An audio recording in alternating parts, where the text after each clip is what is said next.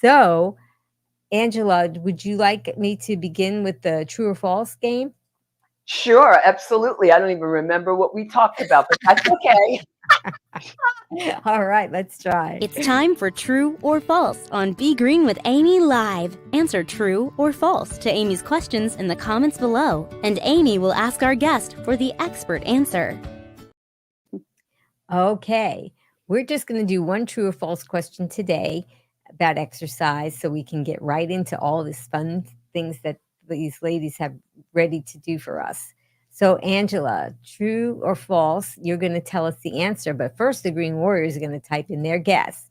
And the question is, true or false, the definition of compound movements includes one major joint is involved in the movement along with multiple large muscles. Okay, so type in your guess for the answer, and Angela, she is going to give us the answer now. It's a good thing I recall this one. Okay. The answer would be false.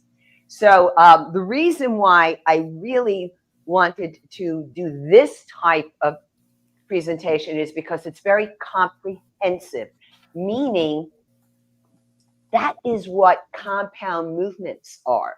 They are multiple joints working at the same time with multiple large muscles.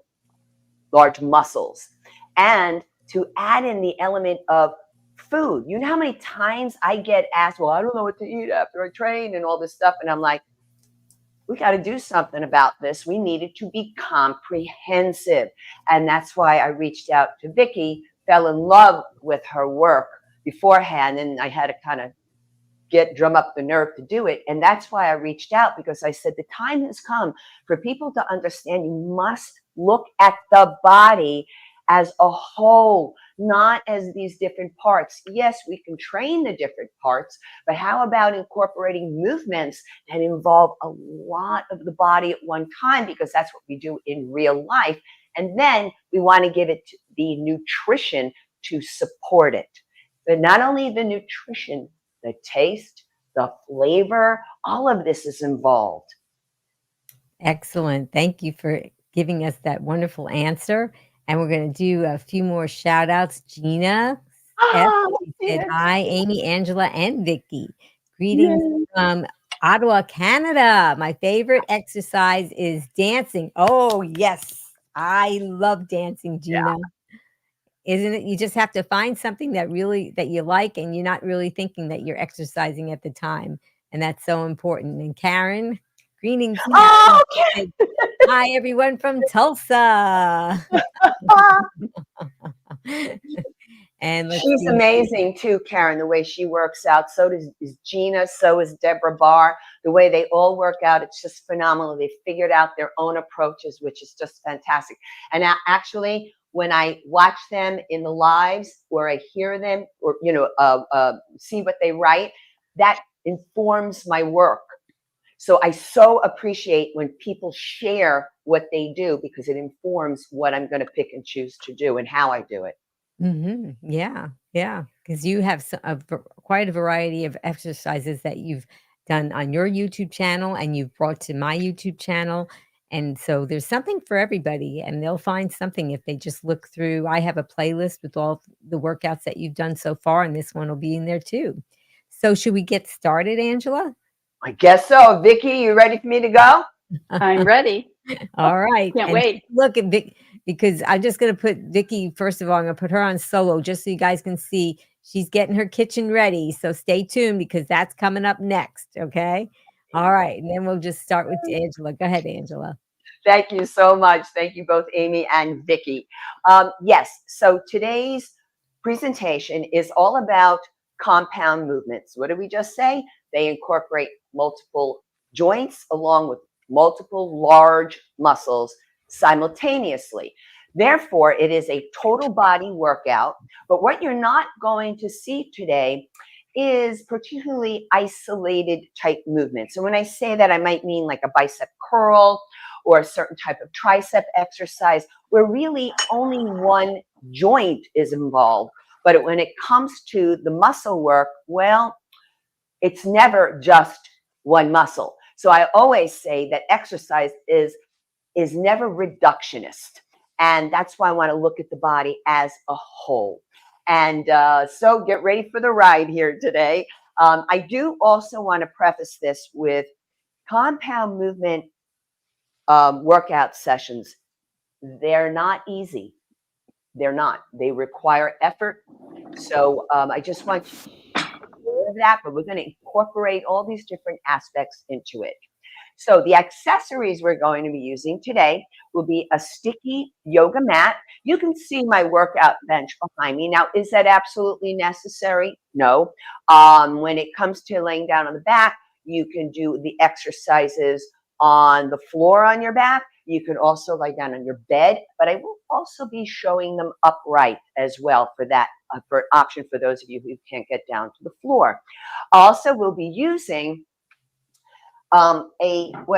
this is a Fitball, but also if you have like a Pilates 9-inch ball, that will work. This is a non-burstable ball, comes with a little straw, very easily inflated. And then we also have adjustable wrist weights. Amy knows I'm a big fan of these folks because they help us in the process of leveling up the work. And I really like the wrist weights that are quarter-pound increments, particularly for the 50 and above demographic, and especially for those with chronic issues, which is a lot where my work gravitates. And instead of going up a couple of pounds, sometimes some of the weight increments jump 5 pounds, it's just too much for some of us. And I personally go up typically a quarter of a pound or half a pound at a time. Therefore, my wrist weights are preset at 1.5 pounds. And also I'll be working with a variety of weights, and they will be between 10 to 30 pounds. So that's how we'll be approaching today. This does lead me into some precautionary measures, medical disclaimers, and bear with me, folks, because I think this is the most important part of this. This is where I talk, even more so than usual, okay? So I'm going to begin with the yoga mat and the Fitball or the Pilates ball. They're typically made with latex. So what you want to do is, if you have a latex allergy, caution, you want to look for non-latex or latex-free. Also, we have issues that have to deal with forward flexion of the spine. So maybe you've been told, don't bend down or pick up something. So sometimes this would be for anybody who's ever been diagnosed with a back spine issue, who might have osteoporosis of the spine, or even postural deviations where this sort of hunched appearance, it's called hyperkyphosis, come into play. So you folks want to be careful here. Also, those of you with elevated hypertension, high blood pressure. So whether you're medicated or not, and if you have GERD or vertigo, you folks want to avoid this movement. That's a flexion of the cervical spine, just dropping the head down. But we also want to avoid this. This is a forward neck or a forward head flexion or extension, projection, all right? Any of those types of movements you folks want to avoid. Also, if you have rotator cuff or pinched nerve, along with those of you medicated or not for hypertension, lifting weights overhead, you folks may have been told, avoid this, please. All right. I will be demonstrating a different exercise for you. And also, if you have carpal tunnel syndrome. So this is the position to avoid. Now, it doesn't matter where my arm is. It doesn't matter. You see that wrist never changed position. I just rotated the arm. It has to do with the wrist. This is called wrist extension. Please avoid this unless you've been told otherwise. And then if you've had a transient ischemic attack, a TIA, or a stroke, you want to be careful of, let's say I never know. Sometimes I throw in a stretch here and there. So in case I do this, some sort of a spine extension, a back bending. A lot of people love to drop the head back. I do too, and that's fine because the neck can do hyperextension. However, not for TIA or stroke. I want you to keep your chin neutral, ditto, hypertension, medicated or not, GERD, vertigo. I need the head neutral. Now, for those last three again, I know I'm not picking on you. There's just issues there's just some suggestions I want to throw your way. That's why. So for elevated blood pressure, again, I repeat, medicated or not, GERD or vertigo. When you come onto your backs, you folks are going to want to have a hand towel or two and just a little folded up so that your head is not absolutely flat down. Again, you may have been told something else by a physician, etc. You listen to that advice. So there may be more issues that we encounter that I talk about during the session, and I'll bring them up for you. But all of these issues, you need to understand that these issues are chronic issues, chronic concerns. And I'm going to say to anyone who's viewing this, if you have a chronic issue, whether I mentioned it or not, doesn't matter to me, then I'm going to invite you to not immediately participate with me. I'm going to invite you to preview the video first. Look for what you can do. Folks, I do know what it's like with chronic issues where we are really great at saying, nope, I can't. And it's actually smart, right? You're protecting yourselves. But I do find that over time, we sort of narrow our view and we forget about the I can. So look for what you can do.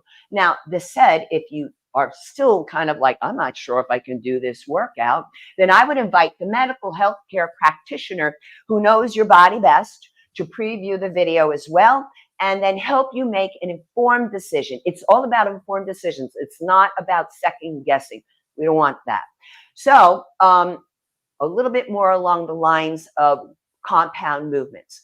Another reason why I like them so much is because they reflect those ADLs, and they are important, the activities of daily living, and we do this through functional movements. So this is why this is so important to, especially if you're new to working out, I would say definitely go after the compound movements. Get it done right, And just the gentle reminders here you want to make sure you keep yourselves hydrated with water. I don't know about flavored waters and coffees and stuff. I don't know, but keep yourselves hydrated. Now, unless you have some sort of a kidney or bladder issue and you've been told otherwise, again, you follow that protocol, and always feel free to stop and rest whenever you need to. But it's not an invite to quit. No, it's not. So you take your couple of breaths, you sit it out for a moment, but then you come back in. And even if it's just for one more repetition, this is how you will get stronger. So how we're going to work it here today. First off, we've got a lot. We've got 12 exercises to teach you. Okay. I don't know who came up with that idea, but I'm really happy that I did. Okay. So what we're going to do is teach you in a vertical fashion, top to bottom, just a few repetitions of each exercise done for those of you with the chronic concerns, those of you brand new to strength training, those of you who might even be brand new to exercise. And that just helps us get some gentle warm up and movement before we go into the weights. Now, once we go into using the resistance, this is where we tie in the concept of supersetting, working two different exercises back to back without any rest. And you tie that in with compound movements, you're going to work it. You might see me sweat. Not so sure, but you might, because today I had the AC on over here. Now, I also would like you to know that a set is a group of repetitions. So typically, I'm going to recommend that you work between 8 to 15 repetitions. For the sake of timing today, I will be working more toward 8 repetitions, not including the original demonstration. So that means 6 blocks of 2 exercises, and that's how we're going to approach it. So now we're ready to go, Amy and Vicki, on this end with the first 2 exercises are called, sometimes it's a mouthful, elevated heel Fitball squats and chest press wide grip. So first off, I want to show you, before I elaborate on the actual exercise, an athletic ready stance, and then I'm going to lead into a basic squat for you. Okay, just want you to see how this is. So an athletic ready stance. I'm looking down, making sure my toes are in the same line as each other. Now, I want to line up the ankles to the knees to the inside of the high pelvic bone. So when I put my hands here, this is the iliac crest, and I'm pointing straight down. This is hips width. Ladies, not this. Females love to go super wide. I will be going wide today on some exercises, but consciously. So here's hips width. Now I'm going to turn this way. And oftentimes people like to, some of us have this anterior pelvic tilt, like this little back bend. So we want to take a posterior pelvic tilt, also known as a pelvic tuck, and come into this position. We don't want to keep going into a flexion of the spine, like standing abdominal crunch, just a subtle posterior pelvic tilt. So that's an athletic ready stance. Now we're going to show you a basic squat, and we're going to do a number of them, different squats today. So the toes are lifted inside the shoes. Now, why do I do that? Because it brings my body weight back into my heels. It's going to spare the patella, the kneecaps, when I execute the movement. So inhale, I'm going to sit back into a chair, and then exhale, I come up. So I'm not doing the elevated heel one yet. This is just the basic to demonstrate. And I'm going to show you one more from the side. So we're going to sit back into a chair, inhale, exhale, up. Now, here's the issue with any squat. Those of you with the being told not to forward flex the spine, as you can see, there's a little flexion. I'm going to show you something. Just going to do partial demonstration here because I'm not up against a wall. But you can go to your wall and put your arms flat to the wall. I'm just going to keep my hands up on the furniture here for the moment. And I'm going to walk my feet out so that my knees are not beyond my toes. And then you can do a wall seat. You don't have to bend forward at all. You can slide up and down. Well, your arms won't be working. They'll just be sliding with you. But it is a way to offset the forward flexion. The final thing now, leading into the demonstration of the elevated heel Fitball squat, we're going to grab what I will be using, which is a wedge. All right, that's part of our accessories. And when I stand on it, the heels will be up here, the toes will be here, because I want you in a plantar flexion. That's the pointing down of the foot. However, honestly, not everybody has a wedge, so I'm going to show you a little hack. You take 2 weights. Now, you notice that these weights are like a peach color, orange color, whatever you want to call that. And that's called the collar of the weight. The collars of the weight are right up against each other. I come around the front. I mount from the front. And I'm putting my heels, not my arches, but my heels up on the bars, the handles of the weight. So this is what it makes an elevated heel Fitball squat without the Fitball for the moment. I'm not going to sit back into the chair. I know I'm going to confuse you now, but this is just another approach. So what I'm going to do is lean back a little bit, and then I'm going to slide my back as if I'm sliding along the back wall. And then I squeeze the quadricep muscles or the gluteals as I come up. You can be holding your weights here. You can be holding your weights up here. When you hold them down here, it's called a suitcase grip. And that's how I want to show you to use this in case you don't have the wedge. Now, I'm we're going to move on with the next exercise, which is the chest press wide grip. But I'm going to show you upright again for those of you who don't want to come onto your backs. So here's wide grip. Here's narrow grip. So what I do is I'm going to puff up my chest. And on the exhale, let me go a little bit more diagonal. I'm going to push forward and then control the release. So I exhale. I'm in that athletic ready stance. And notice this area here, the sternum. I'm going to get real close. I really have to squat down so you can see that. Notice that when I go forward, I don't do this stuff. All right? You keep yourselves upright and you release. So now the next, it would be a block of exercises, would be a goblet squat along with a chest press narrow grip. Now I'm going to use a Fitball here because I will be holding a weight, but for the moment, for the demonstration, let's go lightweight. So I'm going to take the ball, bring it up to my chin. And believe me, I'm going to have my 30-pound weight right here, okay? Because it's going to tell me, keep that head up. So I'm going to put the ball here. I want to make sure I don't knock into my microphone.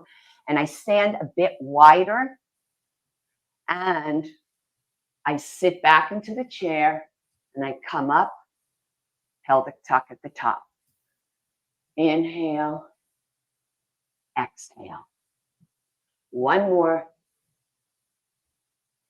And pause. All right. Now,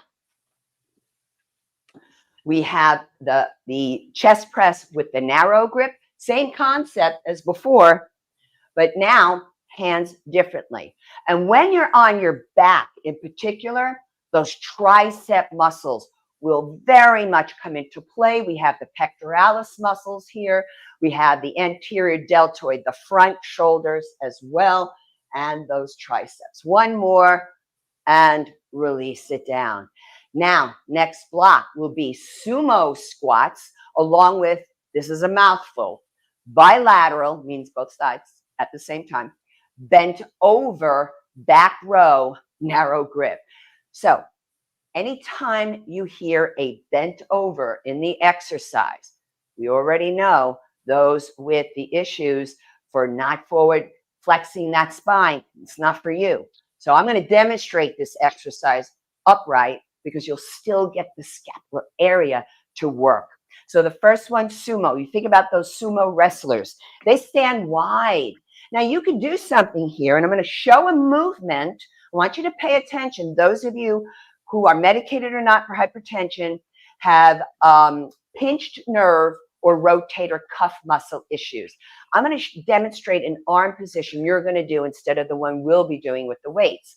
So here we go. I sit back into a chair. I track my knees over the second to third toes. Toes are lifted. Now notice that when I return and begin the movement, I'm 10 to 15 degrees away from the side of my body. If I were here and I go to lift, I brought in that rotator cuff, specifically the supraspinatus. And I'm going to sit back again. And the supraspinatus is the one that likes to get injured a lot, especially on females. So here we go. That's sumo squat. And you're working the arms as well, getting the shoulder work. Now that bilateral bent over back row, for you folks, we're going to stay upright, narrow grip. So remember the chest press narrow. Well, this is just the opposite movement. You're pulling in. You're pulling in. Now I'm going to turn my back to you. I want you to see the scapulae, the shoulder blades. Amy, can you see all right? Yes. Okay. And pause. So when you do the work, you breathe in and out through the nose. You exhale on the effort, and you pause at the peak of the contraction. All right. Next block, we have RDLs, Romanian deadlifts. So what I'm going to need to do here is demonstrate a basic deadlift first. I'm going to tell you now, those of you with the forward flexion of the spine issues, do a wall seat instead. Much better for you. But for the rest of us, here is the squat, right? Basic squat, sitting back, coming up, pelvic tuck squeeze. Here's a deadlift. because a lot of times people kind of combine the movements. No, here is a hinge from the hip. Exhale up, knees are soft, and then that pelvic tuck squeeze. You don't want to do a big, I see sometimes a lot of thrusting forward. You don't need to do that. So I'm just going to do a couple more here. Now, what if you don't have that range of motion? Fine. You can make sure you're hinging. Knees are soft. Come up, pelvic tuck squeeze. That's your deadlift. I'm going to show one more. And exhale up. Now I'm going to face you. And we're going to do what I think, yes, the lat pull down is going along with this Romanian deadlift. The Romanian deadlift is going to be this way, wide. So I want you to see the difference between the two deadlifts. And now I'm going to demonstrate a lat pull down. This is where I need, okay, got a number of issues to list. We have medicated or not for hypertension, vertigo, GERD, transient ischemic attack, stroke, and also, let me think, was there anything else? I think that was it. And so what's going to happen here is I'm going to demonstrate it sitting down, because I want you to see what goes on with the arms. Once I'm standing with the weights, you may not be able to fully see it. So the arms come up, not straight up. It's not a military press, all right? And you're pulling. You want to think you have something in your hands and you're really pulling it toward you. So what am I doing? I'm really moving those scapulae, those shoulder blades. We're going to go one more.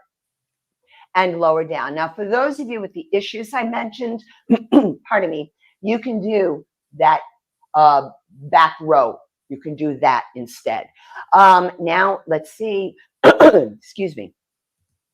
We have another block here, second to last block. We have narrow squats along with military press, wide grip. So for narrow squats, those of you with what is called a valgus knee, don't do this. Do a basic squat. Valgus knee means you turn like this, where your thigh bone, femur goes in, the knee rotating, and then the shin bones are coming out the other way, the other side. So you go kind of knock-kneed. We don't want you to do the narrow squat, please. Also, for a military press wide grip, it looks like this with the arms up. And again, for this, hypertension, medicated or not. Also for rotator cuff and pinched nerve. Remember this exercise that we demonstrated already. So with a narrow squat, well, here we go. Feet are together.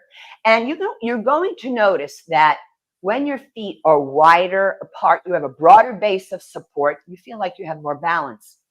Here, it might challenge your balance a little. Good, let it be challenged. Just don't be unsafe with it. And certainly if you have vestibular issues, which are issues with your balance, don't do anything that's going to overly tax that, and never work out on your own, please. All right, here we go. Narrow squats. I'm sitting back, come up, pelvic tuck squeeze. One more. Now I'm going to sit down for the military press. Again, I'm doing this because when I stand, you might not see the hands all together. So here we go. It's a shoulder press, also known as an overhead press. So you exhale, push up. So when we do this kind of movement, what we want to think about, we want to be able to put something up into a top shelf in a cabinet or your closet. And you want to be able to bring it back down without it falling on you. One more, and slowly down. So our last block is a combination of front squats. I'm going to be honest, I'm not a big fan. I do them though, they're good for you. And then also military press, narrow grip. So front squat, it means I'm going to be holding my weights right here. Therefore, my elbow is going to be flexed the entire time. I need caution here for those of you with medial epicondylitis, this would be golfer's elbow, or lateral epicondylitis, tennis elbow. Not so sure that being in a constant position for an exercise is the best thing for you with your elbows. You need to discuss that with a medical care practitioner. All right. So front squats, I'm going to go a little bit wider, not so much like an RDL, but a little bit wider than following my high pelvic bone. And hands like so. I sit back. Exhale up from the heels. The toes are still lifted inside the shoes, which, by the way, is excellent for balance because it helps train your shin muscles and excellent for your knees. And then the military press narrow grip. We're going to sit down for this one. Exhale up. So there's a lot. Whenever you do a narrow grip, there's going to be a lot of tricep work involved. We have deltoid muscles here. We have biceps, triceps. Once again, never reductionist. So that's the whole thing for everybody. If you need to continue without accessories, you're invited to do so. So now, Amy, we're going to move into the superset component. I'm going to start bringing my toys over. So I've got my wedge. While you're setting up, I want Vicki to say hi to everybody and tell them what's coming up next. Well, I'm so excited to share with you a really easy and really delicious, highly nutritious meal that you can have after this impressive workout you're just about to complete. And it's going to start with some sweet potatoes, and we're going to add all kinds of delicious but easy and really healthy toppings to it. So I'm going to show you how to do it. It's 3 parts, and all 3 are very easy, but will make a great post-workout meal. I'm so excited about that. I can't wait. So Green Warrior, just stay tuned, because after this workout, we're all going to work into a big hunger, and you're going to want to see what's going to be delicious coming up. So thanks for letting us know that, Vicki. And we're going to put Angela back on to do the weighted exercises now. Thank you. Okay, so I'm going to be coming up onto my wedge. I've got my Fitball between my knees, thighs. I'm going to move this just for a second because my wedge is just a little too close to the bench. There we go. Yes, I know I'm wobbling around, but that's okay. Okay. Holding 25-pound weights, squeezing the ball. So now my hip adductor muscles, the inner thighs, are going to get work, along with the calves and shins, along with the back and the glutes. Fantastic exercise. So I'm going to lean back toward the wall. I'm not sitting back into the chair. Now, do not bring the ball so far back where it's going to pop out behind you. Also, don't let the plug face your skin.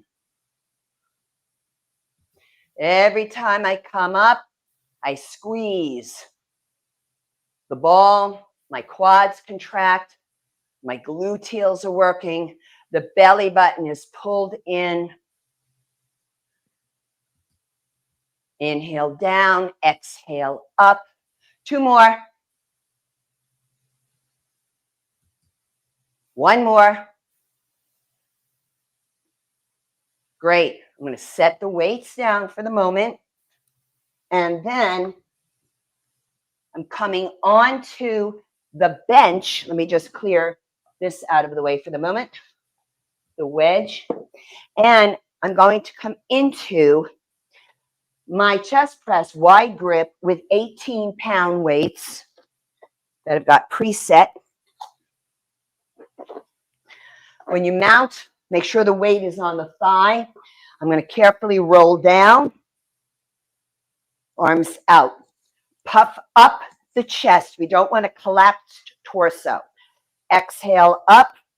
Pause at the peak of the contraction. Focus on a non-moving point on the ceiling.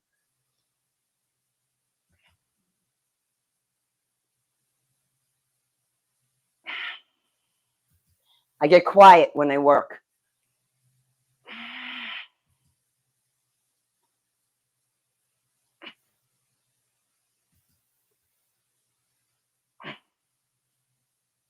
2 more.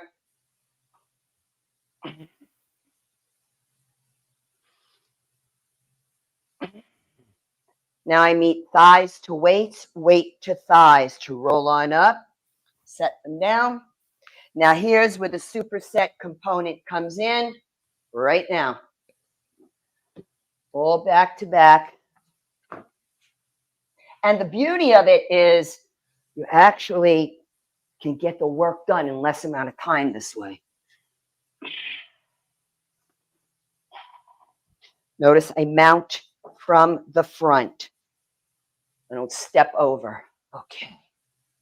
I know part of the top of my head is cut off, but I want you to see the feet.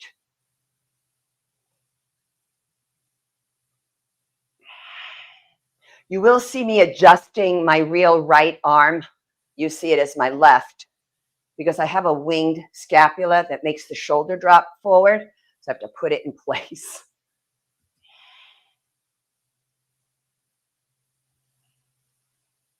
You probably hear me in the microphone with the breathing.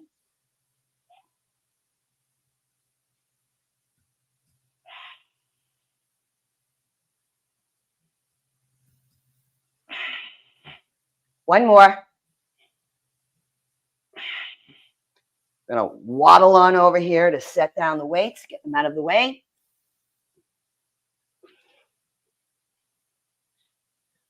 And back to the bench.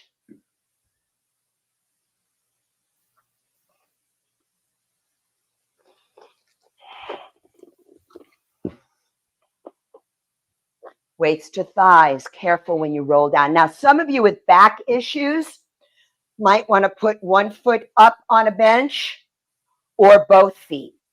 But no matter what, you do want to have that subtle arch in the back. I never ask you to do it, but on this exercise, it is helpful. Hit that spot on the ceiling. In yoga, we call that our drashti, a point upon which to gaze. So when you want to push that heavy grocery cart, besides the movement coming from your hips, where you have to have those strong chest muscles, front shoulder muscles, triceps. One more. Thighs to weights, weights to thighs. Set them down.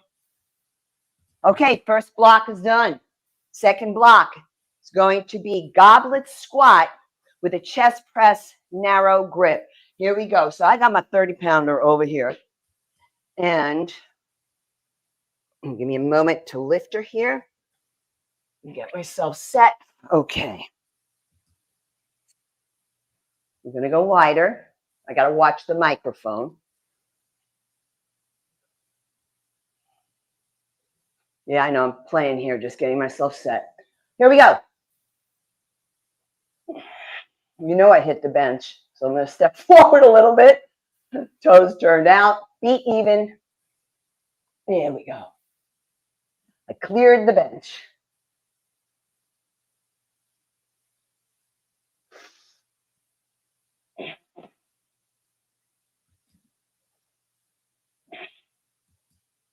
Three more.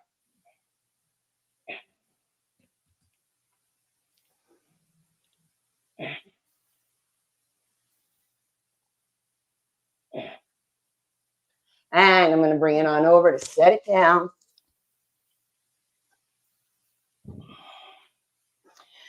Back to the bench because we're doing chest press, narrow grip. Back to the 18s. Yes, compound movements do like it when you try to give it your most effort, the highest weight you can safely handle. Palms face each other.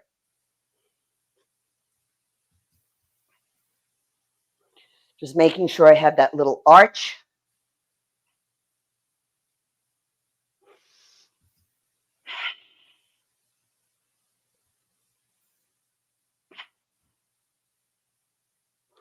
Two more.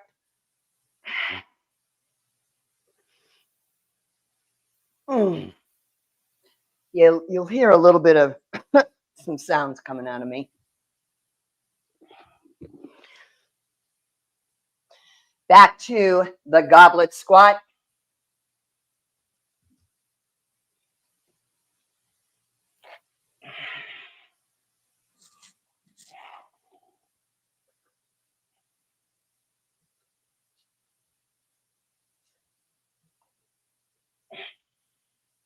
Are the toes in the same line?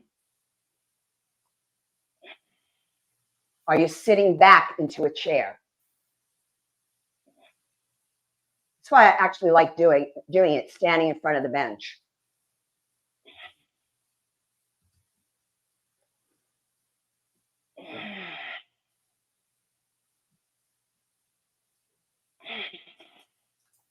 Two more. I feel it, folks.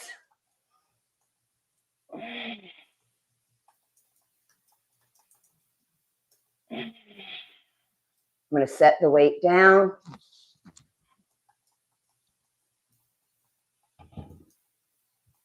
Always double check my weights, making sure everything's safe.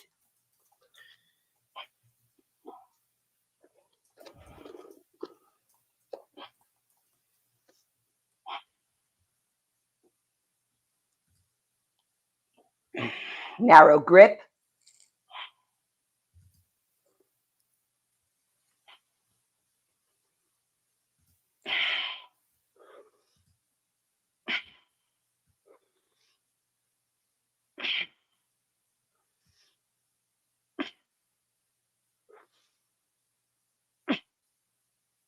Last one.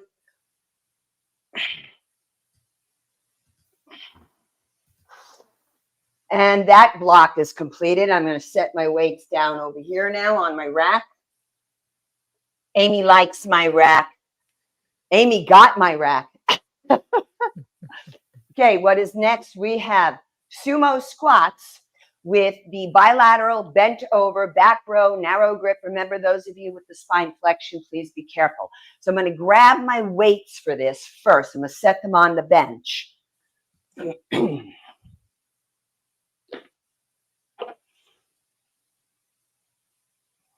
Okay, so for sumo squats, I'm working with 20-pounders. This is where I bring the feet wide, toes in the same line. I'm going to, for the first round, rest the weights on my thighs. Toes lifted inside the shoes. Sit back and exhale up. I feel like I want to play maybe slightly wider. We'll see. I want to just make sure I can engage the gluteals, though. Pelvic tuck at the top of the movement. And there's that squeeze of the glute.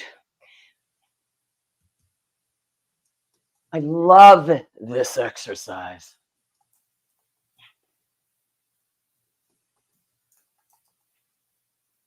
Two more.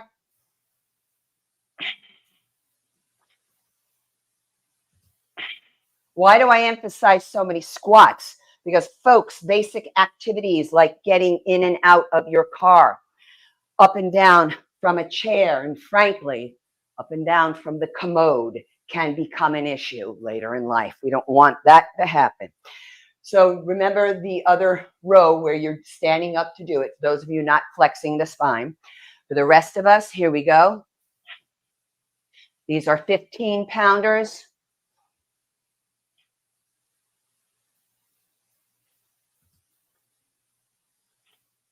It's almost like you bring your arms out in front, just a little bit, as if you're starting an old-fashioned lawnmower.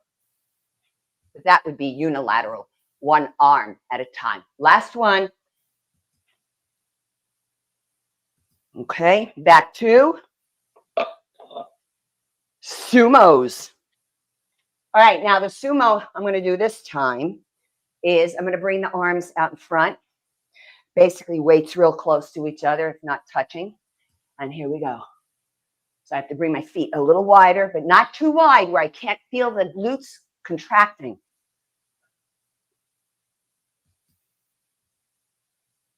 £20 each.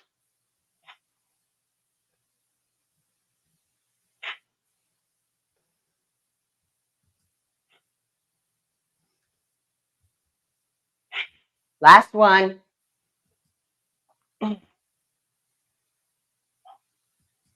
I like to cross my weights most of the time. This kind of helps prevent weights falling down.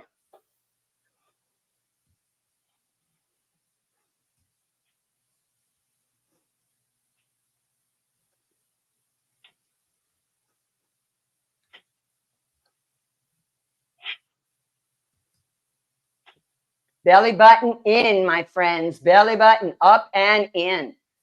Last one.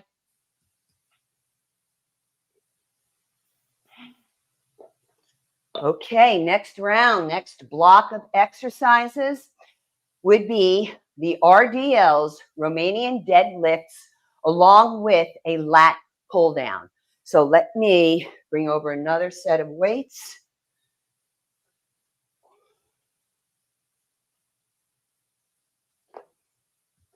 So for the RDLs, I'm using 20 pounds again. I'm going to face you and go wide. Not as wide as a sumo squat, right? So remember, deadlift is the hip hinge, not a squat. Here we go.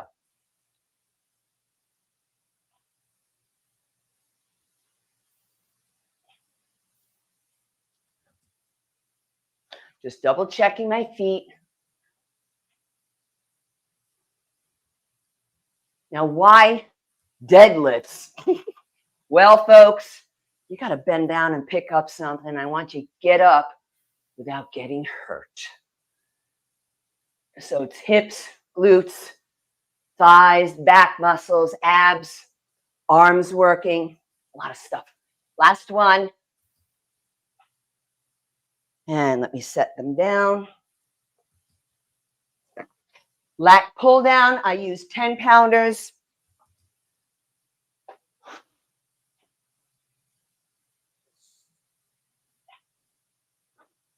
I'm going to tell you right now, after this workout, I'm taking a flight to Vicky's. And I'm going for that food.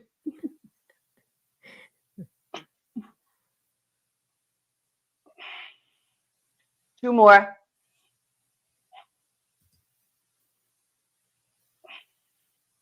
Easy. When you lower the arms down, right over to those RDLs. I'll go to the side now for you. So the outside sneaker, you may not see it fully, but you got the idea. There's that pelvic tuck with the squeeze.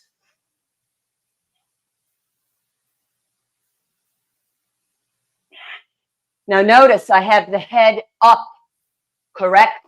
We don't want that head hanging down. Medicated or not, hypertension, vertigo, or GERD, or anybody. We want the cervical spine of the neck and the lumbar spine of the low back to ape each other. They both do a natural lordotic curve, which lends itself to back bending last repetition.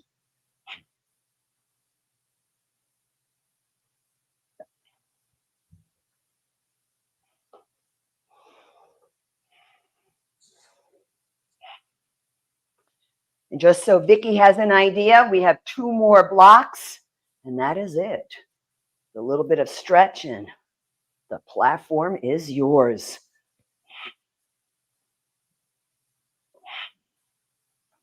Whoa, I'm feeling it. One more. Slowly. Ooh la la, take them down. I'm going to set these down over here back on the rack.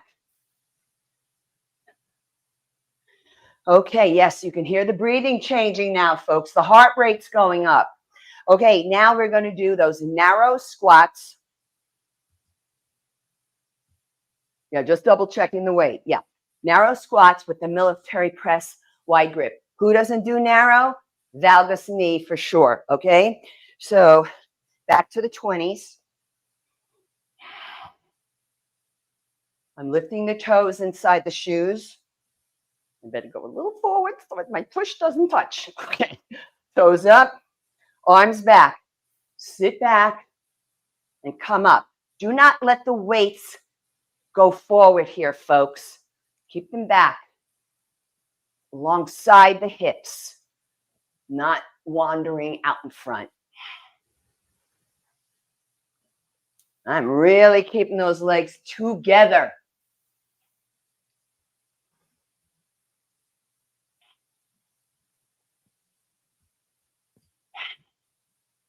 One more. Hold there. Now, this is going to be with a military press. This is where I want to try to level up. Let me see how I feel. I reserve the right to remove the wrist weights if I feel like maybe a little too much. We'll see. The one thing we don't want to do, folks, is get hurt. There's no reason to get injured from the perspective of, well, I just lifted too much weight. No, no.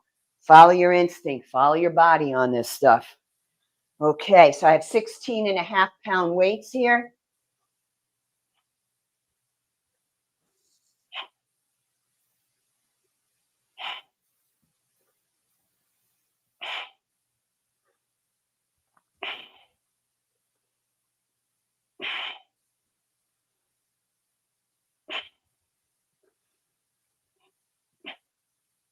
One more.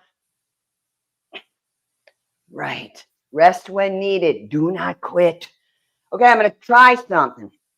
I've never done it. I'm doing it on Amy's show. Okay? I'm going to do narrow squats. I'm leaving on the additional 1.5 pounds on each wrist. So we are very, very windy here today, Amy, down here. So you might be seeing a little bit of the shifting in the visual, in the audio. I'm sorry, the video. So here we go. I'm leveling up.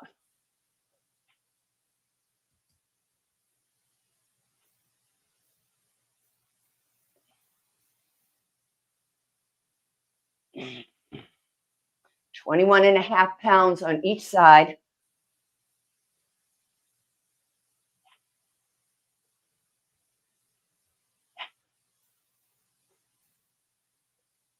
I'm going to go for 2 more.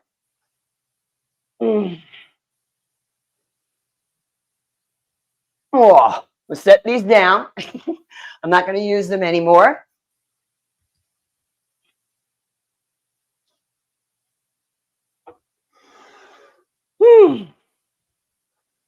Should I? Yeah, let's keep them on. Let's give it a shot. You can even stop mid-set, remove the weights, and continue on with the lighter weight. It's called downgrading.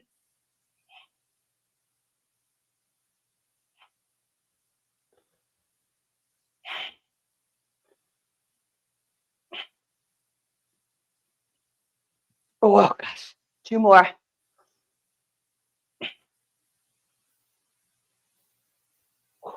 Ooh la la. All right. We've got our last block here, folks. For this, I'm taking them off. Going to remove the wrist weights.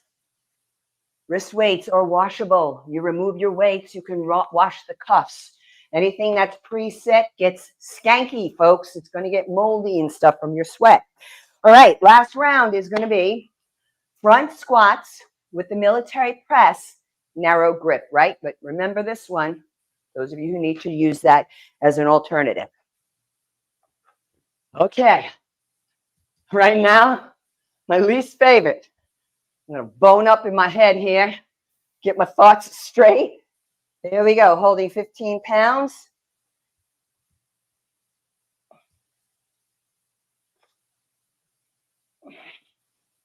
Don't let that weight come away from you, folks. You can really hurt your back. So I'm going to say this one is definitely a more intermediate exercise because of the control.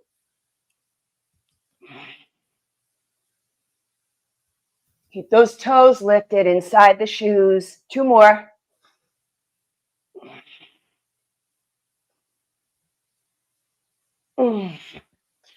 Okay. I got to get those arms back up for the military press.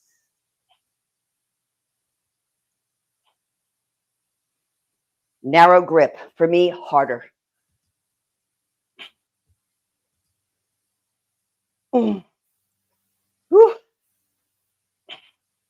2 2 more. I'm feeling the accumulation of it all, folks. Last one.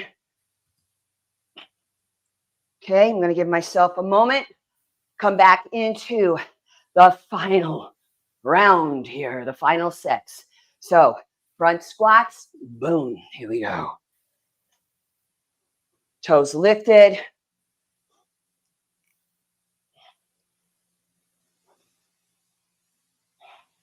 My tush touched, so let me go a little forward.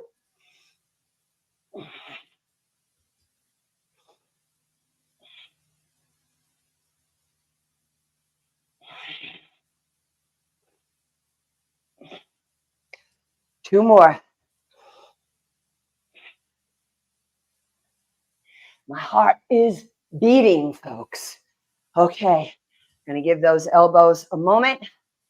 Yes, I did rehearse this entire thing before we shot our session here today. So here we go, but no excuses.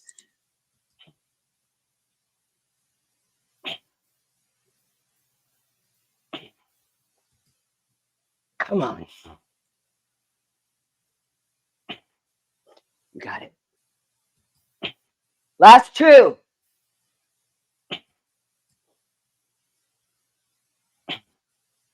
Easy on the down, especially when you're fatigued. Okay. We're going to do a couple of stretches just to offset some of this stuff. My biceps and shoulders are talking right now, so I'm going to pay attention. So basically, I'm putting my arms out like Atlas, and I'm going to push the walls away. Who is not going to do this? Carpal tunnel. You're going to do this. Elongate through the middle finger. That's a little bit of a hack that the ballet dancers do in order to get those beautiful long arms. Then I'm going to go thumbs down, inhale, exhale, open up the chest, the front shoulders, lengthen the arms. And now to offset all that forward flexion, let's do some spine extension, also known as back bending. Be careful, TIA stroke, right? So I'm going to, well, I'll face you and then maybe I'll face to the side. I'm going to bring my legs a bit wide apart. Hands, palms down on the sacrum, not the carpal tunnel. You're going to go down here so that your wrists don't bend.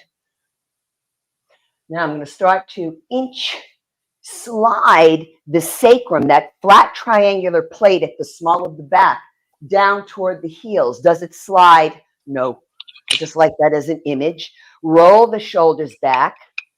Now, for those of us who can drop the head back, now's the time.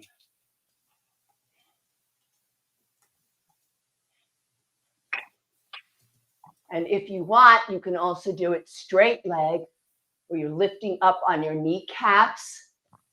And then inhale the head up. Exhale, release the shoulders. Let's take some nice big shoulder rolls.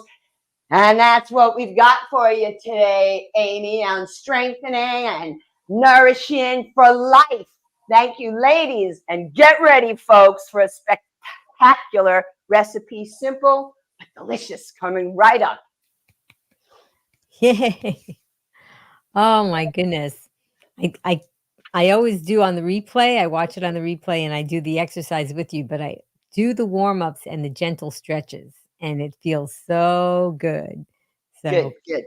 Could I ask you could I make one suggestion to the Green Warriors? yes. On my YouTube channel, I have a video there that's both a warm-up and a cool down. You can interchange them. Now is the time you can cool down while watching Vicki. You can do some gentle stretches while watching Vicki. Yeah. Cool down and prepare for your hunger, because you're gonna be hungry and you're gonna want to eat now. Yes, that's going to be definitely very motivating for us to want to make this wonderful recipe that Vicki is about to show us.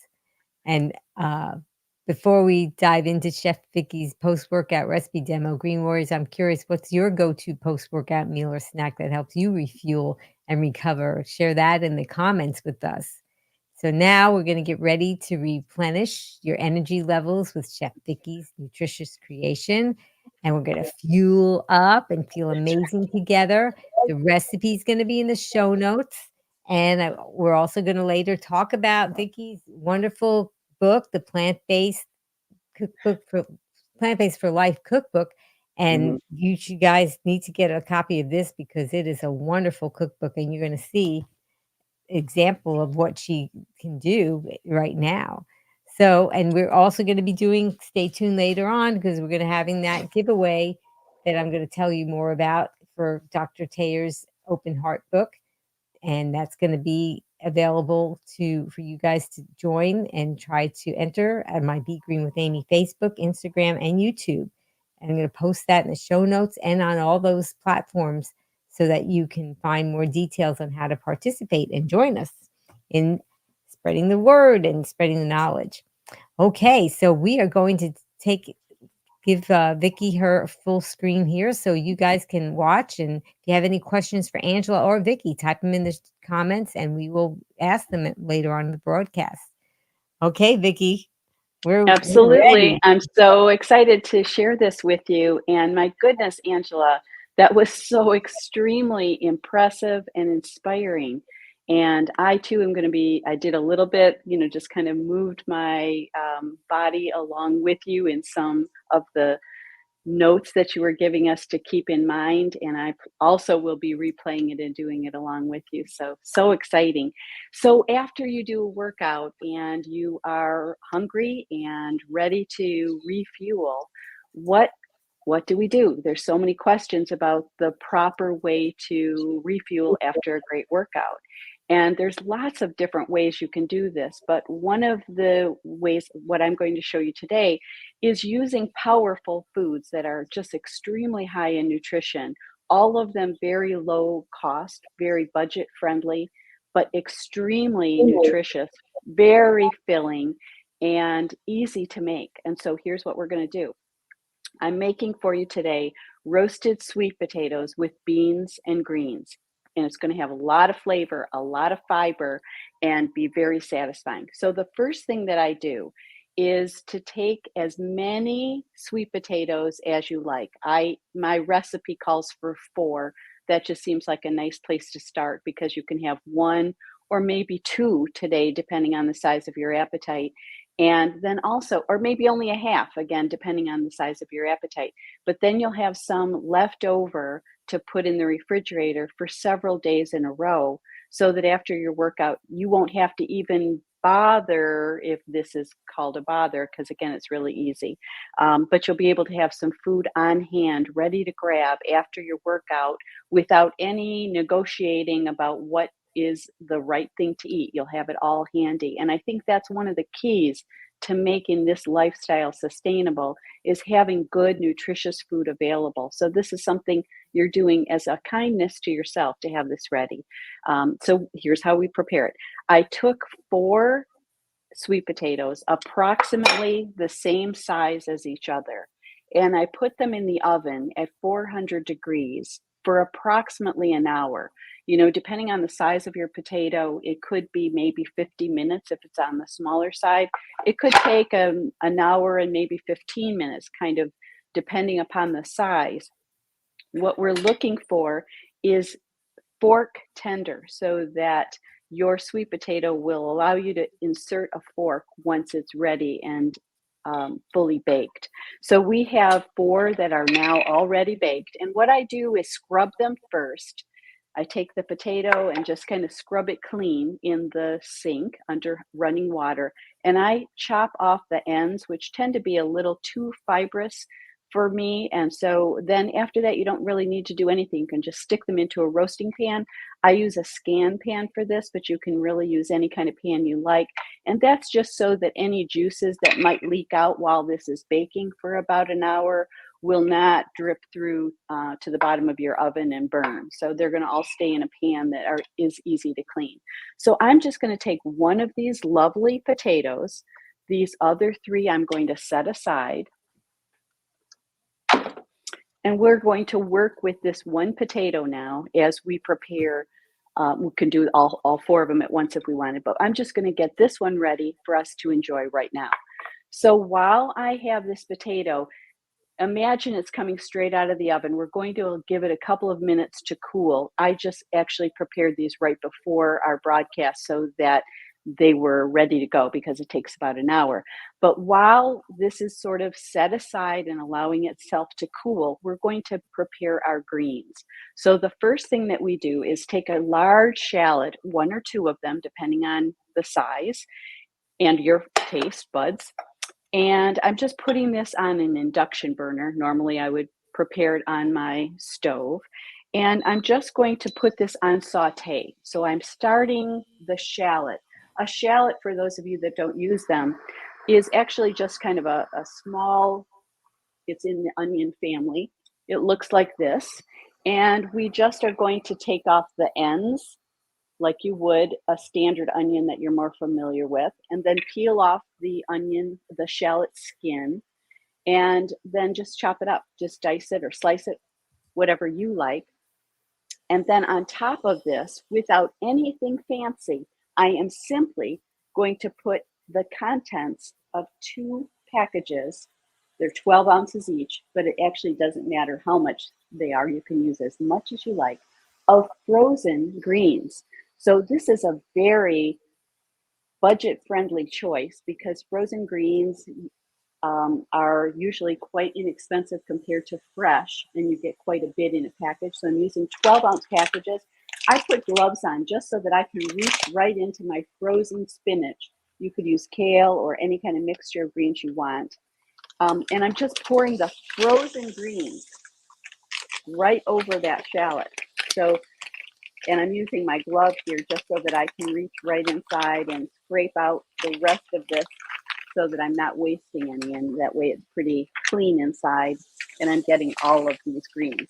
I'm literally just putting these straight on top of the shallot or shallots.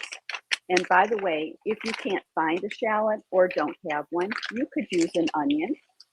You could use garlic. This is really something that you can make any way you wish.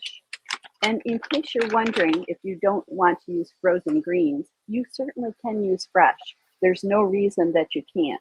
But what I like about frozen greens, and I actually developed this recipe in the middle of the winter time when it was a little harder to get greens. And I live in Michigan, in Ann Arbor, Michigan, and we get a cold winter.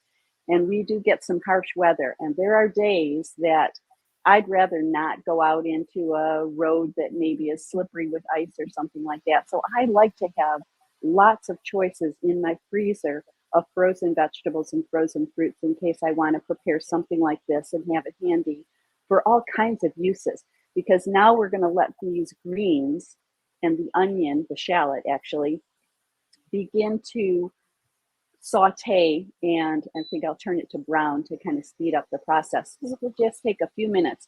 I don't have any oil in here. I don't have anything added other than just the shallot that's been minced and the frozen packages of spinach right on top. And I am going to just allow this to simmer away, basically sauteing, beginning to brown and get golden, all of those diced shallots that are on the bottom, without doing any turning at all for the moment. So I'll let this kind of do its thing for a couple of minutes. It'll take a few minutes as we are building this flavor. But what I'm wanting to have happen is simultaneously have the shallot begin to brown right over the direct heat, and also begin to steam the frozen greens on top. And what will begin to happen is the greens will begin to melt, basically kind of defrost right into the pan.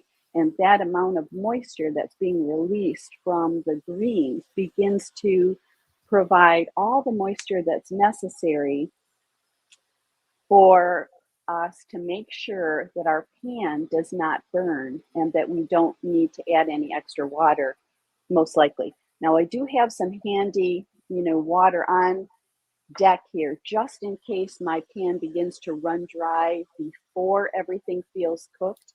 But that's really not very likely because, again, the moisture that we need in this pan is coming from the greens that are defrosting on top.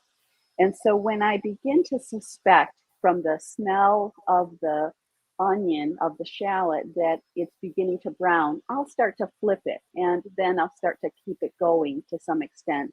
And what I mean by that is moving it around in a pan with a spatula so that I can kind of be sure that everything is going to get cooked simultaneously. So I'm looking for basically, you know, kind of a sauteed spinach texture with these onion-like shallots that are providing extra flavor. To me, a shallot is somewhere between an onion and garlic, and it provides kind of a shortcut for the flavor you might get from using both together. And so it provides a lot of flavor in a little package, you know, really packs a punch. And I think it's a great way to build a lot of flavor into our greens, which will begin to kind of condense. As you know, greens will kind of get a little bit smaller once they get more wilted and cooked. So that's what we're going to have happen here. We're going to watch for that. And while that is happening, we'll start part 3.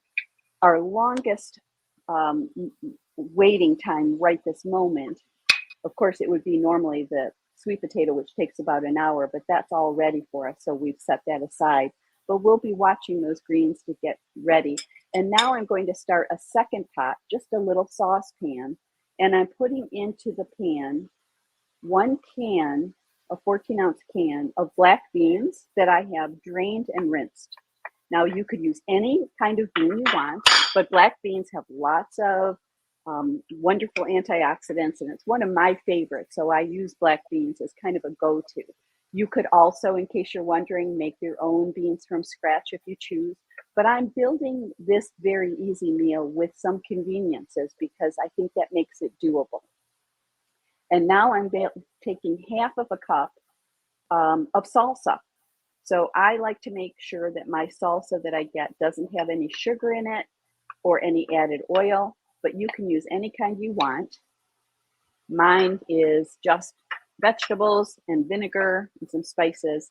And so in my saucepan now, I've got just this mixture of black beans. It's kind of hard to get the light on it, but black beans and salsa. And I'm just going to bring this to a simmer on the stove. So the hardest thing about this recipe is that there's 2 pans involved. And so I've got that happening behind me. I'm just going to let it come to a simmer, and literally, you know, in 2 minutes, it's hot enough and there's nothing really to cook. I'm just blending those flavors. So we'll let that do its thing, and we'll check on how our greens are beginning to go and if they're ready to flip. And I would say they are. So we will, I am going to just give it a little saute here. I'll show you as I am able to pick this up from the heat. I'm giving this a stir with my spatula. And what I'm starting to see happen is that my greens have defrosted. There's no sign of anything frozen anymore. I'm going to break them up if I see something that looks kind of like it's a more of a chunk that was from the original package. But it's all breaking up nicely, and I'm trying to now continue cooking until my shallots become golden and the moisture is pretty much gone from the spinach. And I'm getting there. I've got just another couple of minutes here to finish this off, and then it'll be ready to go. And while this is doing its thing and just cooking down, basically, the frozen greens, and again, you can use any kind you want. While that's doing its thing, I'm going to add just a little bit of salt and pepper to my greens and a little bit to my beans as well. You could skip this step if you are avoiding salt. They'll be delicious without it. And then I'm going to add a little smoked paprika to my beans, just a dash. Could add a dash or two. You could leave this out if it's not a flavor you like. And I have a little bit of Creole seasoning. I'm just adding a little bit of that too, just because I like a little extra spice. But again, you don't need to do that step. And now with our pan, I'm just about to the point that we're looking for with our greens getting nice and dry. We've got just another couple of minutes. So while this is happening, if anybody has any questions, this would be a great time to take a question, because we're really just now playing a game of waiting until the greens completely become dry, because I want to make sure that they're dried out enough to call complete. Well, I'm going to just look at some comments that we have.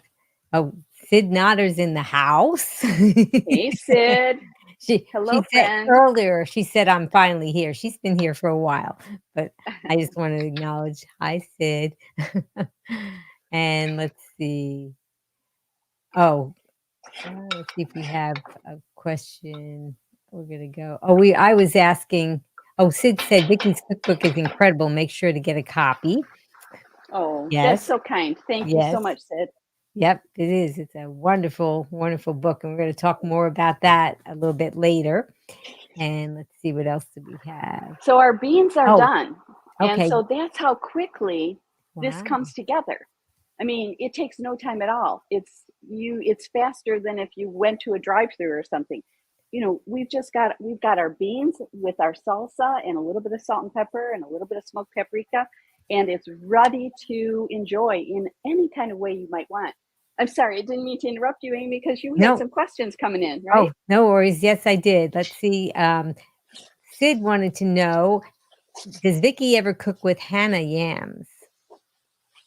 You know, I like all kinds of sweet potatoes.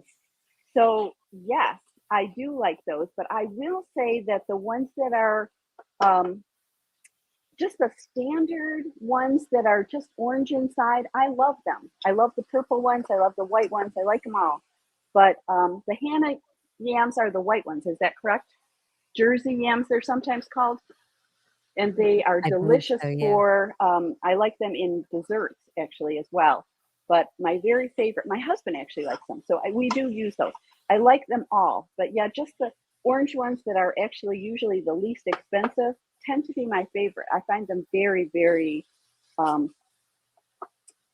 flexible to use in all kinds of fun ways. So I would say our greens are just about done. I'm going to turn them off and I will show you what these look like.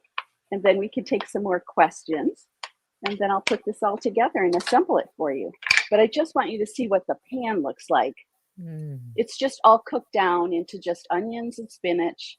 And you could keep cooking this longer if you chose to, until you actually got almost like a kind of crusty, literally kind of browned, as though these were patties or something, which of course they're not. But you could keep cooking if you wanted to until there was absolutely, they were really starting to get more golden. But now I've just got little specks of the golden shallots, and our greens are nice and soft and tender, and they're seasoned now. And so this is how easy we can make this whole thing. So should we take some questions while we're getting ready to assemble? Okay, sure. I just wanted to make a comment that for those, well, first of all, some people say shallots, I don't know what to do with them. Well, now you do.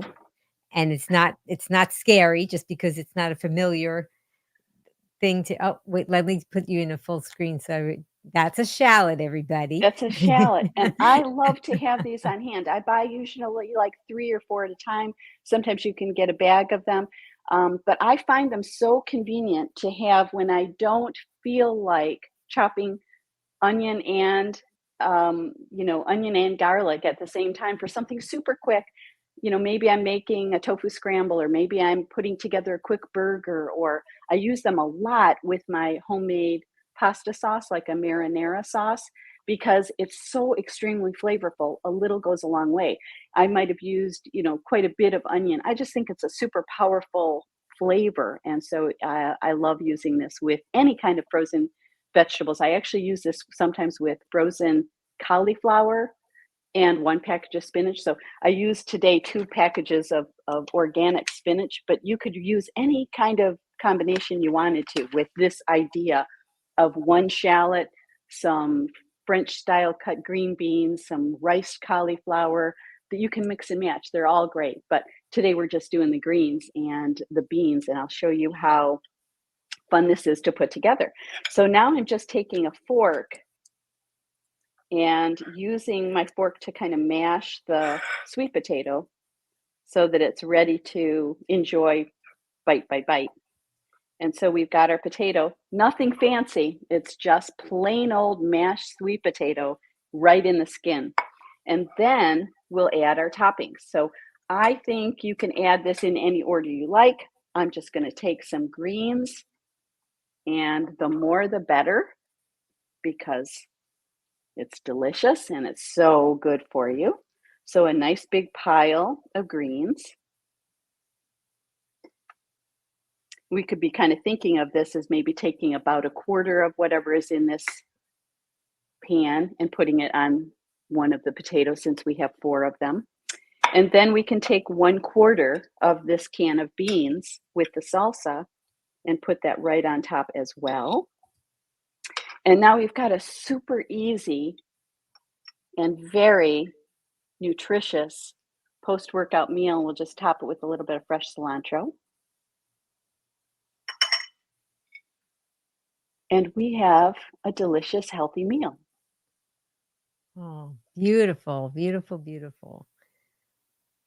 Thank you. Everybody click like for Vicki. That was just so great.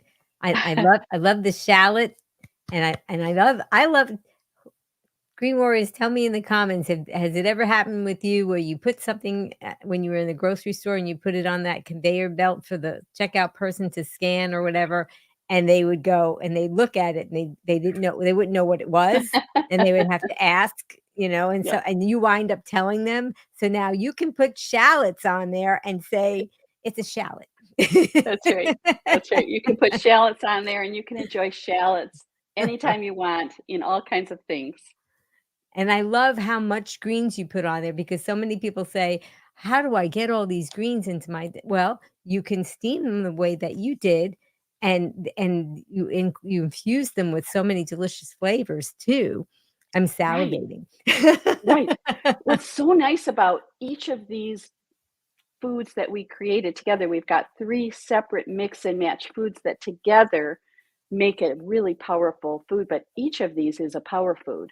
And what's fun about this is if you have these ingredients ready in the refrigerator, they're great with anything. If you wanted to put it over a baked potato or over quinoa or over a salad instead of over a potato, or cut up your potato and add that to your salad, there's, or add it to a soup you make with lentils, or I mean, there's just an endless amount of things you could do with this. And literally, I have a recipe actually in my cookbook that uses all of these things. I call a Grand Slam tempeh burger that includes sweet potatoes, beans, tempeh, and greens all in one burger that you put in the oven. So, these are just the kinds of foods you want to include in your diet regularly, because they'll do all the good things to your body from top to bottom, your microbiome, everything that helps support the good work you're doing that Angela is teaching you. Because we have to move, but we also have to eat well to nourish and support all of those strengthening things that we're doing. So yeah, this is great food to help you feel your best and help you feel, have the energy afterwards and be ready for everything that's waiting for you all day long.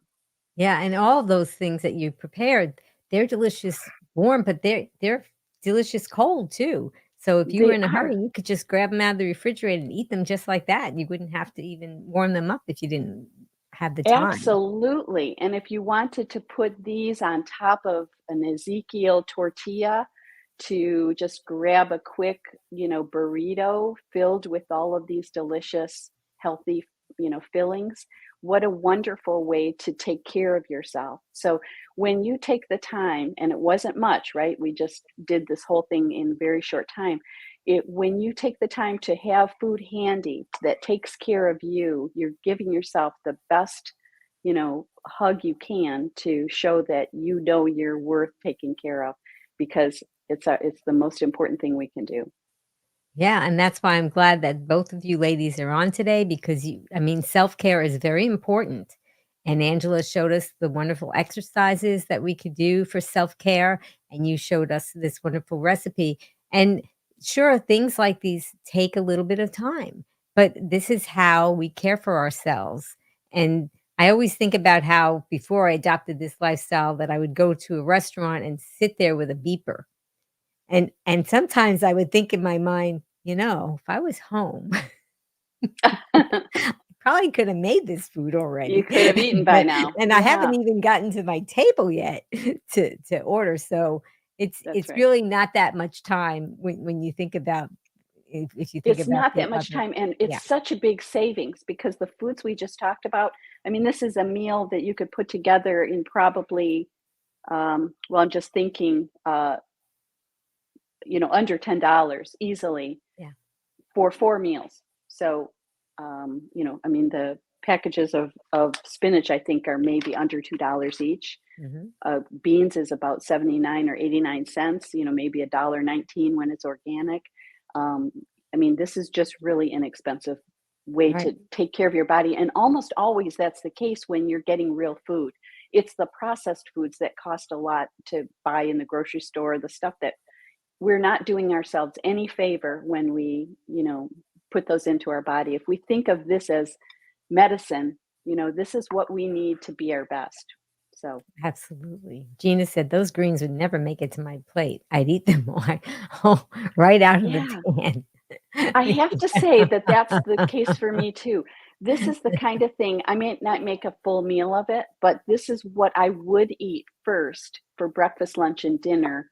Well, maybe not the very same vegetable, but I love to do that very thing when you first make them and they're delicious and fresh, and still hot, and just it's such a great way to give yourself exactly what your body's craving, and then maybe move on to a bowl of soup or your potato or something like that. Now here I've stacked it all because I think this is so delicious all together. What will happen is I start to eat this and I'm salivating now. Yeah, yeah. You've got the Is tough that job right there. I'll start to mix it together so that every forkful will have a little bit of all of these foods right in them. It's a combination of flavors, so you've got something sweet and something spicy and something, the hot and the freshness from the cilantro on top, and all of these things, again, subject to change whatever you like. You might want some, if you don't like cilantro, you might want parsley, or maybe you want something cruciferous with it. Maybe you want to add some red cabbage slices on top, or some, as I mentioned, you could use cauliflower or some other kind of roasted vegetable. There's no rules. You get to do exactly what you like that makes you feel your best. So Yeah, and Sid said, "Spend time on your health now or spend a lot more time on it later." that's so true, Gina Sid. said, "Well said." Yes, that's right. Okay, I'm just gonna see if we had, um so Jared said, "Vicki, can you share some tips for making post-workout meals that are suitable for meal prepping and on the go?" Yeah. So this can be made ahead and then take this with you on the go. You just take this, put this into a little container, stick it in your lunchbox, bring some water with you, maybe some fruit for later, and you've got what you need for, many hours, because this actually would be, as you mentioned, each of these ingredients are fine to eat cold after they're cooked. We want to cook our sweet potato first, but you absolutely could grab this, and if you weren't near a way that you could heat this before eating, it would be a delicious thing to eat, cold as well. I probably wouldn't eat the skin if I carried this with me in a container, but you could. There's nothing wrong with that. But the greens, the beans, and the sweet potato would be just an absolutely spectacular way to nourish yourself on the go. Another idea you could do that might make it more portable is, instead of serving it as I am right here, where I'm ready to kind of mix things up and sort of make a kind of a messy dish, is maybe cut this already, take the skin off, chop up the sweet potatoes, put your greens and beans on it, stick the whole thing into a glass container or something that's easy to carry with you, and bring with you a fork so that you're ready to just take bites of it and it's all set to go. And that's the other nice thing about using a tortilla, is that it becomes hand, you can carry it in your hand and it becomes easy to bring with you without getting messy. So one of those ideas, whatever works for you. There's really no rules about it. If you want to eat it in this way or cut it up and have it ready and portable, that would work too. And I think just putting all of these lovely ingredients inside of a tortilla that is oil-free is another great way to enjoy it. That's a good. Or inside of another, like a collard green wrap or a lettuce wrap. It wouldn't have to be a tortilla if you're kind of depending on what you like to put your filling inside of.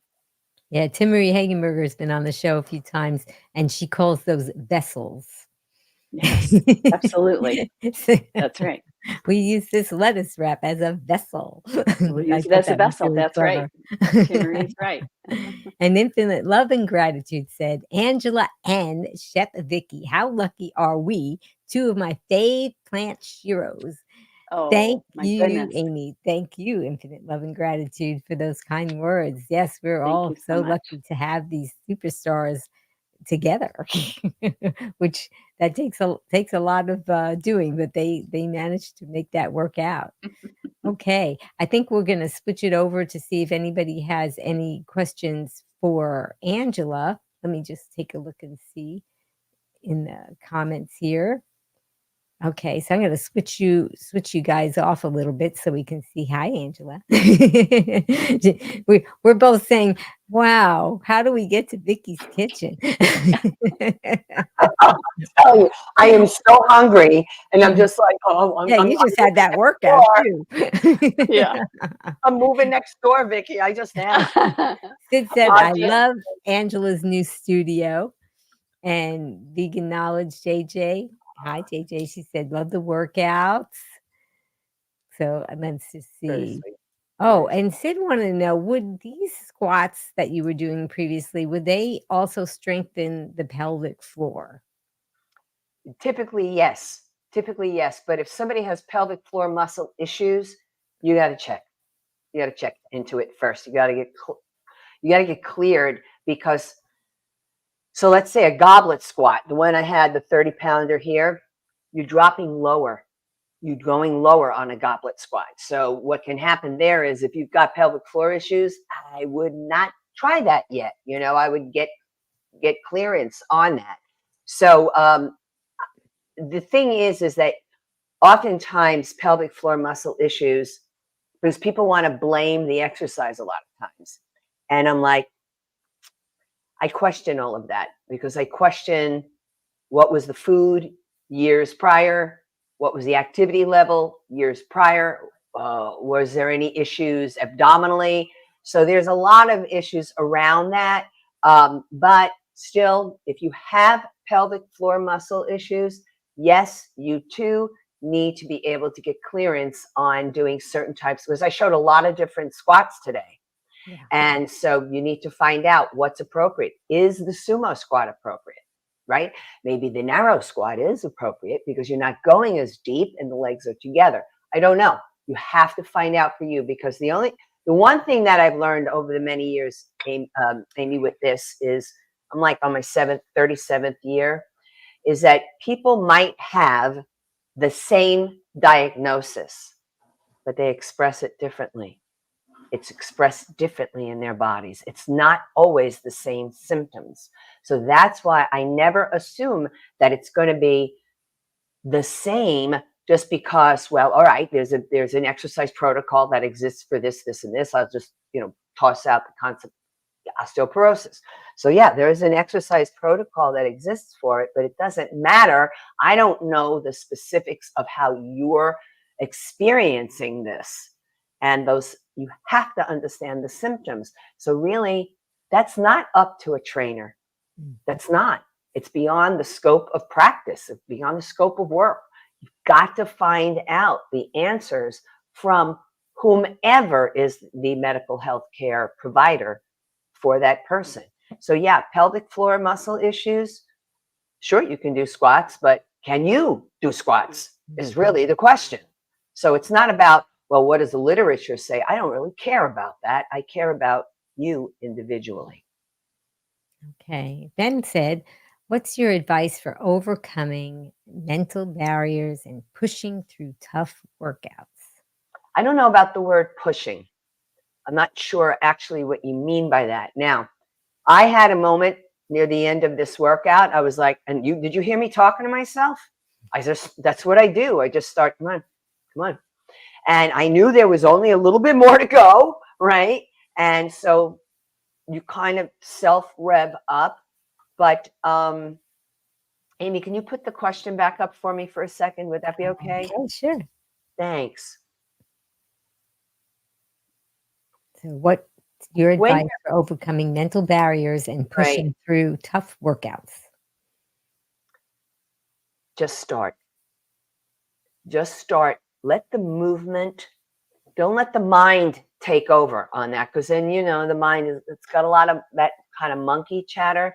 If you go into the movement and then you trust what movement, the effects of movement on your thinking, your brain, what you're feeling, can change your concepts, your thoughts that you first went into. I don't want to do this. I don't have the time. Who needs to do this?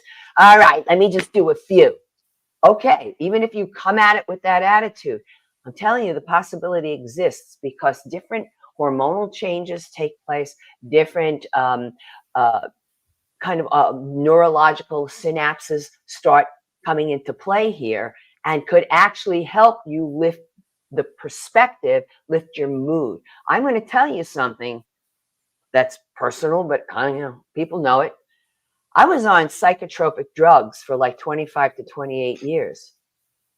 It was no joke getting weaned off of them. And I'm telling people what I did, but don't do it, because I did it myself. And I took 2.5 years, but I knew they weren't serving me. And in that process, the one constant was working out. And if you think I go into every workout la-di-da, happy as a clam, no. Okay. But I trust the process because I know there are neurological changes that take place just because of movement and efforting and the deep breathing. All of this starts coming in. So I wouldn't trip up about my thoughts. So what? They're just thoughts, right? Big deal. Trust the movement. Let that take over and just see what it feels like. And you can give yourself permission to say, I don't want to do it after 10 minutes, whatever. You don't have to go, do I have to do this 2-hour workout ahead of me? No, you don't. Just see what happens a few minutes at a time. Do you want to hang in there a little bit more? Nope. You sure? Nope. You know what I mean? So then you go and try another few minutes. I'm done. Are you? Yeah, I'm done. Okay. Just give yourself permission to experiment with it. Not have to be, it's all or nothing, man. It can be in between. I hope that makes sense. I hope that came into something, it formulated into something doable. I think it absolutely did. And I think that that's something that will work in the kitchen too, right, Vicki? I think that is right. it. I think that's a great way of framing that too, Angela, because we don't necessarily have to enjoy every aspect of everything that we do all day long that's good for us. Some things we just do without necessarily negotiating. And we can even give ourselves permission not to enjoy it, but still know we need to do it. Like maybe we brush our teeth without thinking about it. We know it's just a non-negotiable, something we do when we get up in the morning. And so we cannot be in the mood, but that doesn't mean that it's a choice we make. It's kind of like maybe, when you go to work in the morning or a child goes to school, like maybe you're not in the mood every day, but it's just something we do. And what I think Angela is also showing us is that once you get started, the enjoyment starts to come, and the pride that you can feel from completing something that maybe particularly so that you didn't necessarily feel like doing, but you did it anyway. And so, whether it's a yoga class or strength training or whatever might be at any point, when we do going to the grocery store, lots of people don't enjoy that. But once they come home with lots of groceries, they can feel really good about having all these good choices in the house. I think that's true about cooking too. And then it provides us with, there's some aspect of discipline involved, but some aspect of just kind of taking care of ourselves, because we know we'll feel better and it will give us more freedom later. So I think it's about kind of, on balance, being the parent in the room for yourself sometimes. Maybe we don't feel like it, but it doesn't mean we can say no.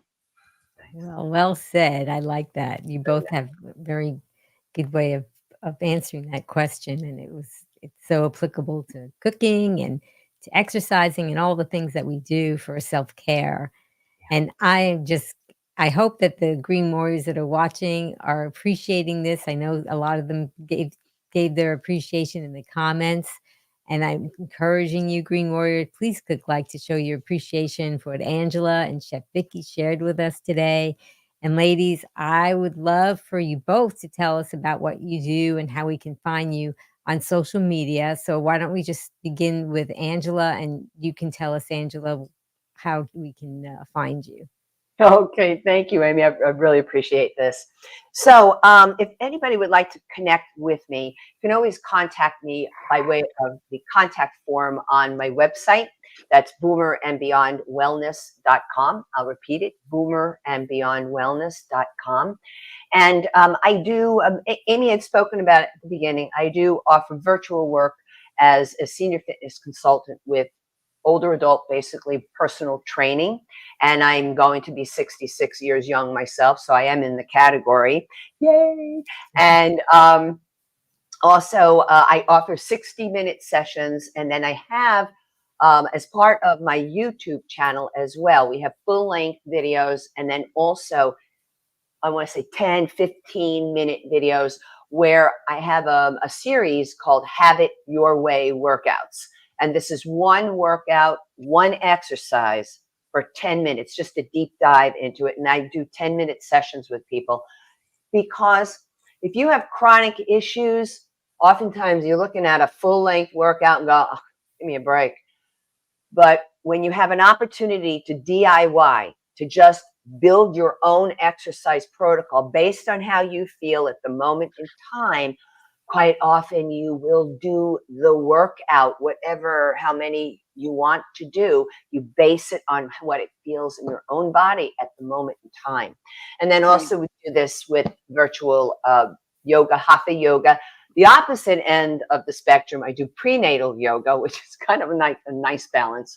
And if you're in the Fort Lauderdale Lakes area of Florida, I am on site as a licensed massage therapist for Swedish and deep tissue, but I also specialize in geriatric massage, and I do palliative care as well. And I'm on a couple of whole food plant-based platforms providing strength training and yoga videos to feel fabulous over 40. And also, you mentioned Timmerie Hagenberger, and Infinite Love and Gratitude was here from there. The Foodie Bar Way of Life. I love this type of work. I love it so much. Thank you so much, Amy. Thank you, Angela. Okay, Vicki. Now I'd like to hear if you can share with us about what you do and how we can find you. Thank you so much, Amy. And thank you, Angela, too, for doing this with me today. What a pleasure to be with both of you. If you go to my website, which is AnnArborVeganKitchen.com, you can connect with me in all kinds of ways, because you'll be able to subscribe to my recipe blog, where I create and send new recipes, and be on my mailing list. And also there'll be links there to find me on Facebook, Instagram, and Pinterest. And actually, I have a new YouTube channel as well. And I'd love for you to join me there as well. And as you will find on my website, I do have several different services that I work with clients. I do have a couple of local personal chef clients that I work with, but most of the work that I do is as a master vegan lifestyle coach, working with people across the nation who are usually trying to reverse some kind of health challenge, some kind of health condition that they've been struggling with, and or prevent one.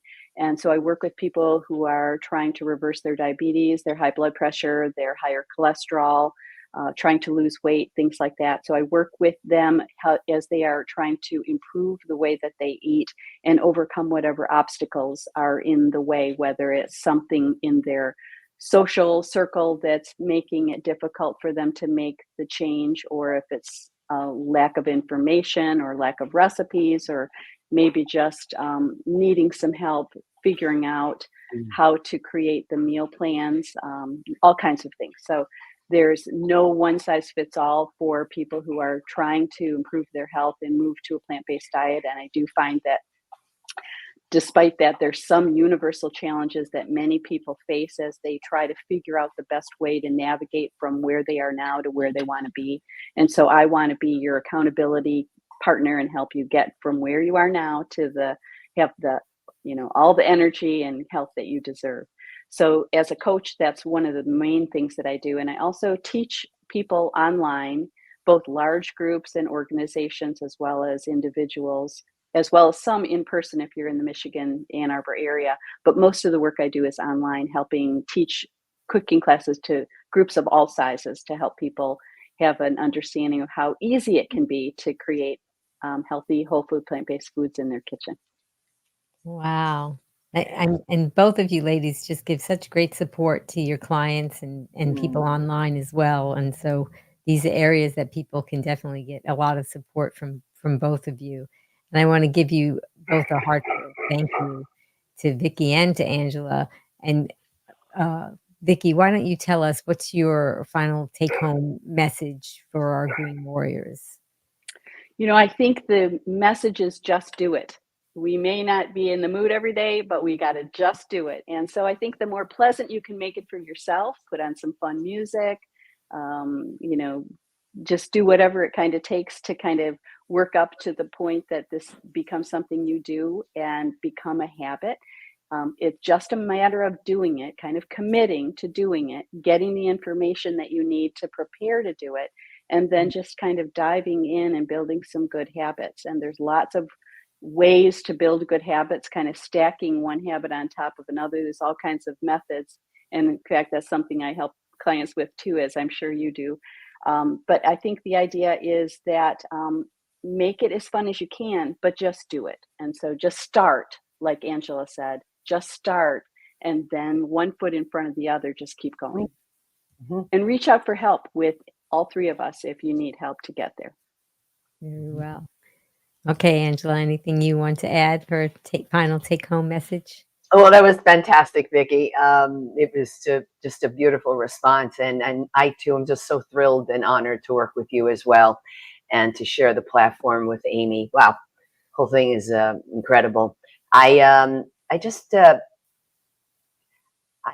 want to say that whatever you're thinking about, make sure it's your voice in your head and not the voices of others.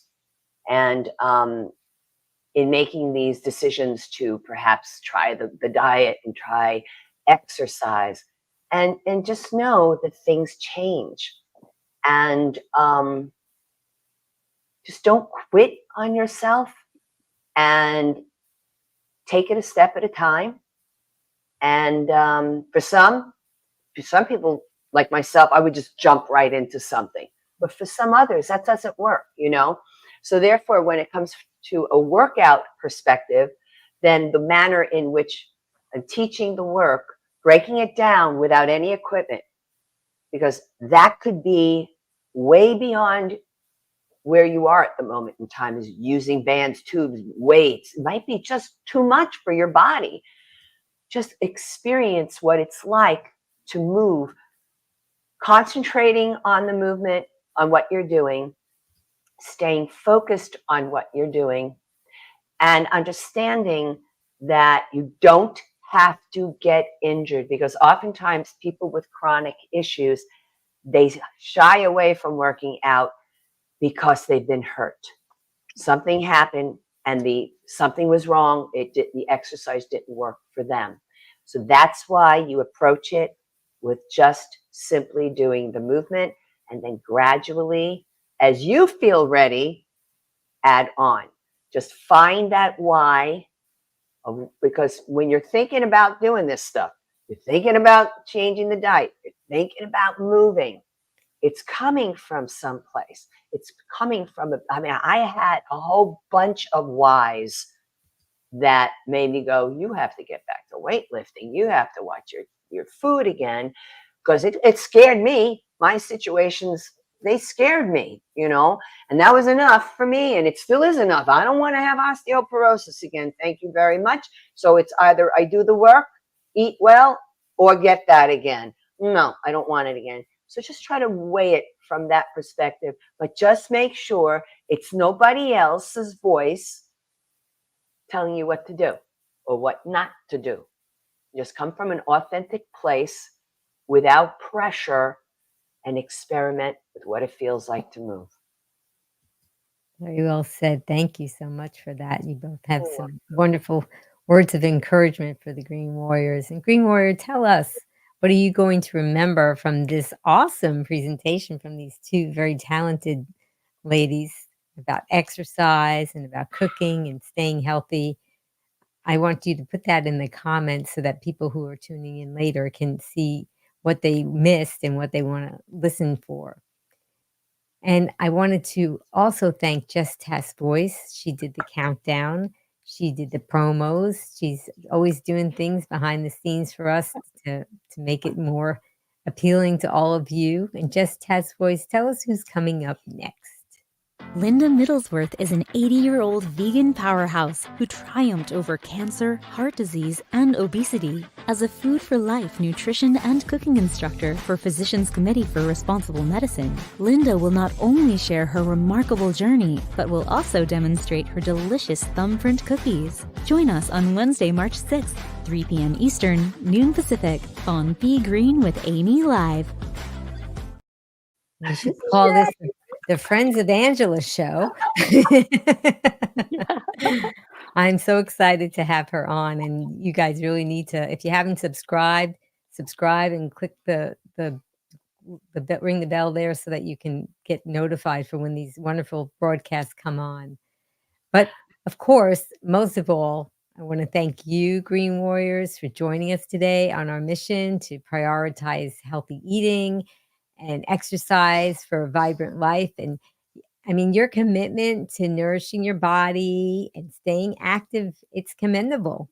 So please subscribe for more empowering discussions. And remember that every meal and every workout, it's a step toward a healthier and happier you. And just keep up the fantastic work.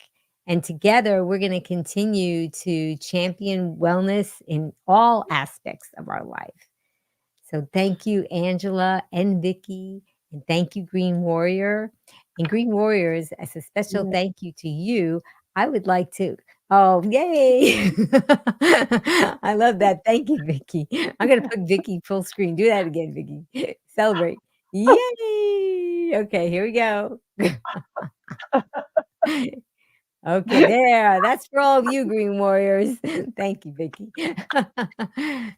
So Green Warriors, it's a special thank you to all of you. I'm offering you 5 free recipes. You just go to begreenwithamy.com/join, and I'm going to send them to you. And now you guys are in for a special treat for a wonderful 3-way hug. So take your right hand and put it on your left shoulder, and your left hand and put it on your right shoulder. Now squeeze. That's a hug from all of us to you, and a hug from me to you, Angela, and to you, Vicki. And if you would like to join me and Vicki and Angela with my tagline, Are you guys ready? Ready. All right. Well, until I see all of you again, remember, be strong, be well. Wait a minute. Ooh, we're going to do that with Angela. I like That's our that. thing. We do two biceps. Be well and be Green. Green! Thank you, Amy and Vicki. Thank you, Vicki. Thank you, Angela. And thank you, Green Warriors. Now you can get 5 free whole food plant-based SOS-free recipes from Be Green with Amy. Just click on the link in the show notes and Amy will send you 5 free recipes, motivational quotes, and more so you can be strong, be well, and be green.